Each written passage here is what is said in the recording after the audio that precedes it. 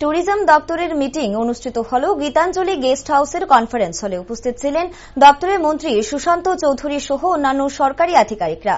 সাংবাদিকদের মুখোমুখি হয়ে মন্ত্রী সুশান্ত চৌধুরী বলেন, এই বৈঠকের দ্বারা বিগত দিনে দপ্তরে কি কি কাজ হয়েছে ও কি কি কাজ বাকি রয়েছে সেই সকল বিষয় নিয়ে আলোচনা করা হয়। এমনকি তিনি আরো বলেন, ইতিমধ্যে রাজ্যে পর্যটন দপ্তরের উদ্যোগে পর্যটন কেন্দ্রকে জাতীয় এবং আন্তর্জাতিক স্তরে পৌঁছানোর জন্য দপ্তরের তরফে বেশ কিছু পদক্ষেপ গ্রহণ করা হয়েছে, যা সত্যি রাজ্যের পর্যটন ক্ষেত্রে এক নজির সৃষ্টি করবে আগামী দিনে।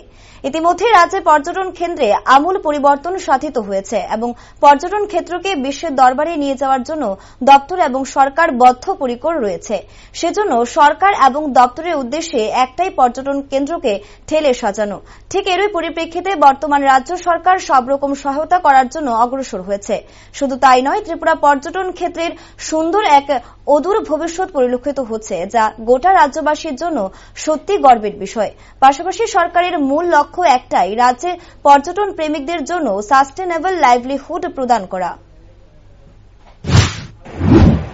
ত্রিপুরা ট্যুরিজম ডেভেলপমেন্ট কর্পোরেশন লিমিটেডের যে বোর্ড অফ ডিরেক্টরস এর মিটিং আজ সম্পন্ন হয়েছে এবং বিভিন্ন এজেন্ডা নিয়ে, বিষয় নিয়ে আলোচনা হয়েছে। কি করে আগামী দিনে ট্যুরিজম সেক্টরকে আরো ঢেলে সাজিয়ে আমাদের রাজ্যে ট্যুরিজমের ক্ষেত্রে সামনের দিকে এগিয়ে নিয়ে যাওয়া যায় এবং ভারতবর্ষের ট্যুরিজম মানচিত্রে রাজ্যকে একটা বিশেষ জায়গা করে দেওয়া যায়।